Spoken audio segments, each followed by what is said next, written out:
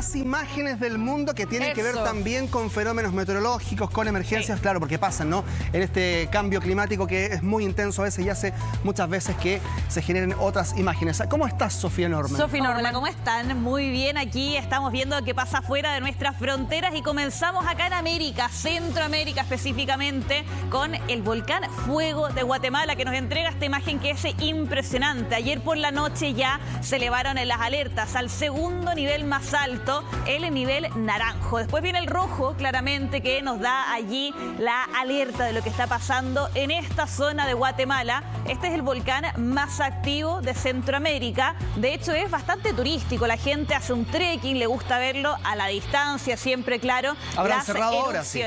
Claro, y acá lo que pasa es que normalmente tiene unas erupciones un poco más cortas, no tanta lava, pero durante las últimas horas esto ha sido bastante intenso.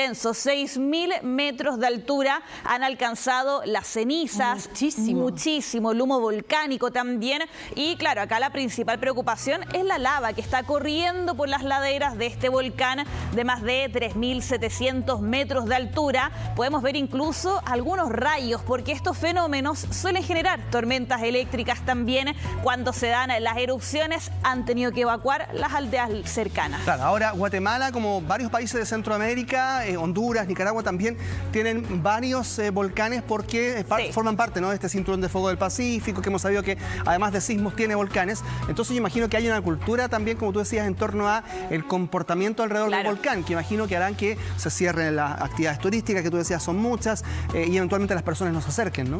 Sí, acá con este nivel de alerta no solamente incluye la evacuación preventiva de la gente, todavía no llega la lava a esas localidades que son aldeas más pequeñitas, claro que muchas de ellas también viven de ese mismo turismo. Esto es preventivo hasta el minuto y claro, con ese nivel de alerta elevado que se decreta en las últimas horas, también incluye que la gente no se acerque a turistear. De repente esto, claro, llama bastante la atención poder ver una erupción tan de cerca. El trekking es en una montaña cercana, no es que suban esta misma ladera que estamos viendo, ¿no? Claro, no es la misma cumbre que suben, pero también claramente se llama a la población a que nos acerquen a la zona, porque además aquí empieza a caer la ceniza, el material volcánico, que puede ser un riesgo para esa población, y los turistas estaremos allí monitoreando qué pasa con... Mañana con 31, la información del mundo, y en este caso en Guatemala estaba leyendo que ya hubo durante la noche alertas de evacuación en varias zonas cercanas a este volcán, que lo vemos allí imponente, con una imagen bastante impresionante de la erupción de este volcán.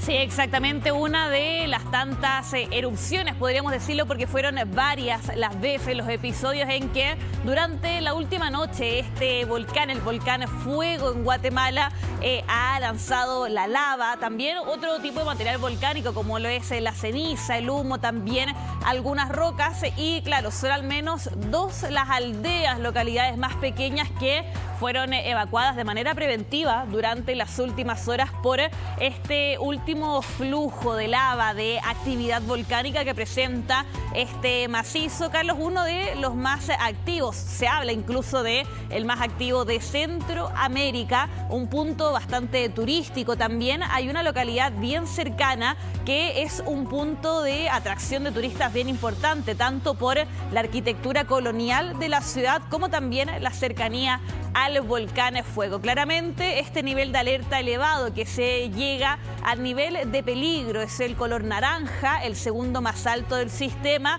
Esto significa también que no pueden acercarse los turistas. También hay un llamado a los residentes además a no acercarse a este volcán, justamente porque la lava está cayendo por las laderas, todavía no llega a la parte baja, no baja esos 3.700 metros de altura, pero también es una situación que podría significar peligro para la gente que está cerca de este volcán.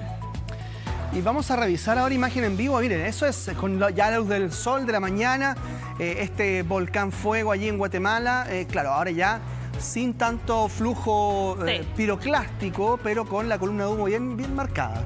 Sí, de hecho se alcanza a ver un poco de lava que sigue saliendo allí desde el cráter. Claro, con la imagen de la noche, de la imagen en vivo, se podía ver más claramente la actividad de lava como tal que estaba saliendo desde este volcán que, lo decíamos, es uno de los más activos de la región y que eso también genera turismo. Les decía que es muy típico un trekking que se hace en otra montaña cercana, claro, no en el mismo volcán fuego, pero que permite ver súper de cerca estas erupciones y es muy típico que les toque a los propios turistas, a los que llegan a ese sector, actividad volcánica como la que vemos hoy día. La de hoy, de las últimas horas, es bastante más intensa que lo que hemos visto durante las últimas semanas, los últimos meses, por eso es que se ha elevado este nivel de alerta, les decía, al segundo nivel más alto que tiene el sistema. Sí, tienes razón, de hecho se ve lava, se ve el brillo rojo, incandescente allí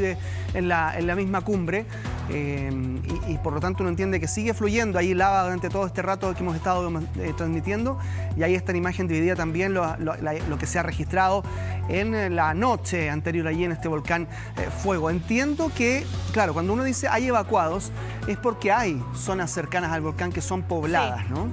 Sí, sí, de hecho hay localidades que están muchísimo más cerca del macizo como tal. Esas sí fueron evacuadas de manera preventiva, no así de Antigua, que les decía es esta ciudad súper visitada que está a solo 16 kilómetros al oeste del volcán Fuego. Es bastante cerca. En ese caso, aquella localidad no está dentro de las evacuaciones porque todavía no hay un riesgo directo. No es que la lava esté cayendo hacia estos sectores. Podemos verlo allí en la imagen en vivo, que es bastante menos la actividad que lo que se vivió durante horas de la noche, donde sí hubo erupciones un poquito más fuertes, un poco más intensas, pero estas evacuaciones fueron preventivas. Además, era ante la eventualidad, Carlos, que siguiera saliendo lava, fluyendo por la ladera de este volcán y que pudiera llegar a esas localidades. No ha ocurrido, sino que, claro, todo esto es para evitar que pueda darse una situación de mayor complejidad. Estaba leyendo que el 2018 una erupción del volcán Fuego dejó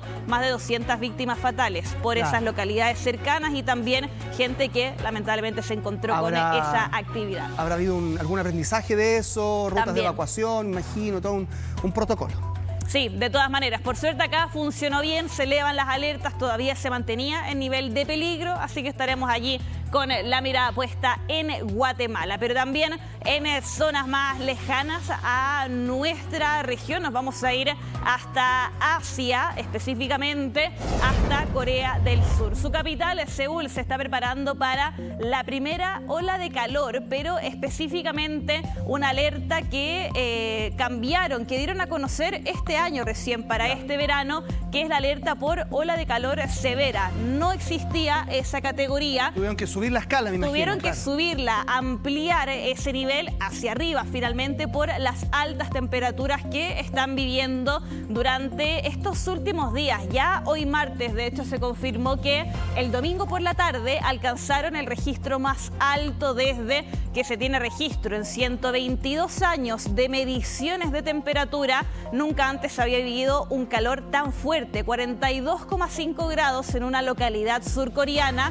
que se suma a tantas otras también que están enfrentando este calor. Las imágenes que nos llegan son de la capital, sí, que a partir de este martes va a sentir también esas altísimas temperaturas. Que ayer veíamos Corea del Norte, también Corea del Sur está allí enfrentando este calor.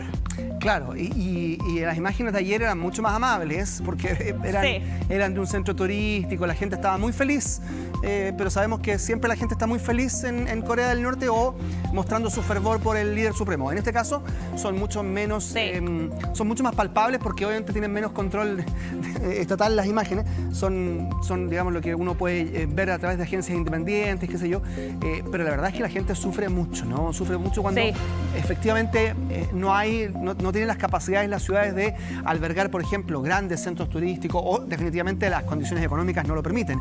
Y allí entran a jugar este tipo de medidas, ¿no? Mojar las calles, los aspersores o el clásico manguereo que yo creo que es universal.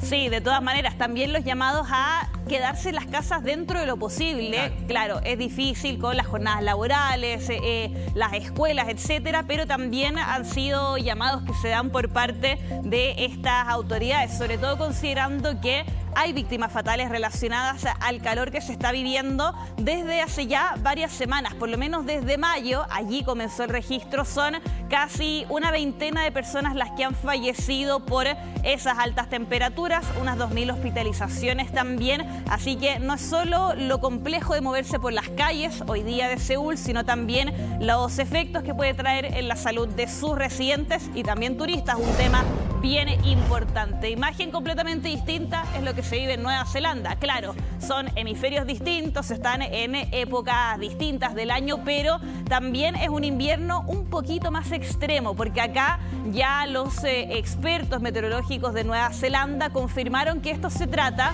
de una ola de frío que llegó este día martes desde la Antártica específicamente. Claro, había hecho frío en los últimos días, pero no al nivel de lo que están viendo en pantalla. Lo que, claro, ha generado más problemas es que estas son principalmente ciudades a nivel del mar en la llamada Isla Sur, que como lo dice su nombre, está al sur de Nueva Zelanda, está más cerquita también de el Polo Sur y siente el invierno con un poquito más de fuerza, pero no a este nivel. Allí vemos, por ejemplo, calles que han tenido que ser cortadas por justamente el frío, por la nieve, aguanieve, lo congelado que está haciendo allí el tránsito en este sector. Claro, si uno ve el mapa en Nueva Zelanda, está al sur, pero no tan al sur, por ejemplo, como nuestro territorio austral. No, en rigor. claro.